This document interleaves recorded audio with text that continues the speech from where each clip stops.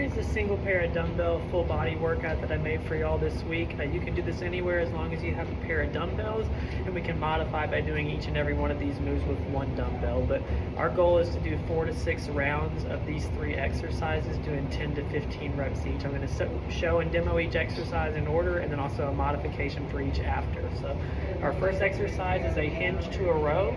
And so what we do is we have a little bend in the knee. We're trying to keep the dumbbell against our thigh, and we slide, hinging our hip back till we go underneath the knee, row, and then squeeze the glutes back up. So I'm not wanting the waist to come too far out in front of me. I'm trying to keep it pinned against the thigh to protect my lower back. We should feel a stretch in our calves and hamstrings and our glute. We row, and then we squeeze our glutes to come back up. We would do 10 to 15 reps here. The modification is to just work on hip hinging, which is having a little bend in the knee, crossing the arms, and sinking the glutes back, like you're stretching out your hamstrings on a glute bridge or a hip thrust, and then squeezing them back. If you do the modification, you would do 10 to 15 reps here, and then you would do a single dumbbell front to back row, 10 to 15 on each side, versus knocking out both motions at the same time. From there, we go into another exercise, which is a sit, stand, curl, and press. So what I do is I hold my dumbbells by the side. I find a chair or a seat or anything about 90 degrees normal seat height.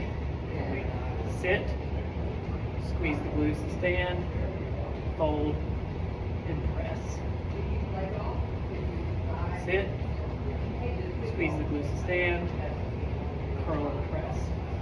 The modification is to hold one dumbbell sideways. We hold in the middle. We go sit, stand, curl, and press.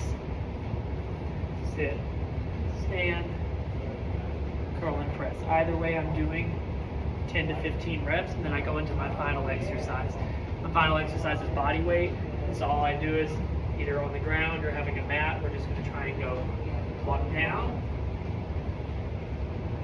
sink our hips back, trying to get our heels down in the downward dog, sink forward, and then I bend my knee all the way back up and reach on to the toe. So I go down, pressing my heel back, sinking my hip back, and even when I come forward, I'm still pressing my heel back, and from there I bend my knee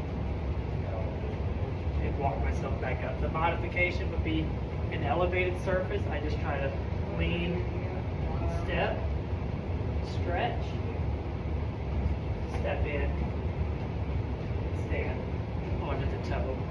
Regardless of which one you end up doing, all of these moves are 10 to 15 reps. Once you've done 1, 2, 3, you rest 60 to 90 seconds and you go back to either your hinge to a row for round number 2, or you separate and do 10 to 15 reps of a body weight hip hinge and a dumbbell one-arm row. If you have any questions, please let me know. I'm here to answer any and all questions. Thanks, and have a great day.